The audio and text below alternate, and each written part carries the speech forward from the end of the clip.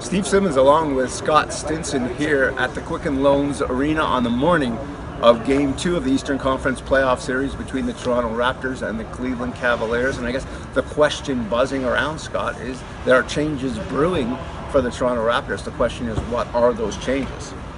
Yeah, it seems like the players are at least hinting that there will be some changes to the starting lineup. We've been speculating. There's been some reports. Possibly DeMar Carroll comes out. Possibly Jonas Valanciunas comes out.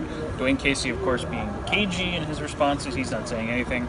So we'll have to see what he does. But what do you think is going to happen? Well, I don't know if it makes that... It's not going to be like the last series where moving Norm Powell into the starting rotation and taking Valanciunas out really changed the series for the Raptors. I think that's a different kind of opponent. I think everything still comes down to how do you stop the guys who aren't LeBron? And how do you prevent him from making all the plays he makes and from really taking over the game? You know he's going to get his points. You know he's going to do his stuff.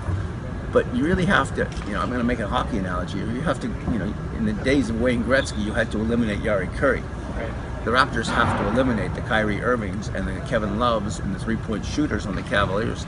And that, to me, is the whole key tonight. Yeah. Casey says they have to get closer to those shooters, and we'll see how they do it. Well, we'll get a sense of who the starting lineup is, I think, right at the time the ball is tipped off, because Dwayne Casey is historically very quiet about his changes and about his starting lineup. We know change is coming.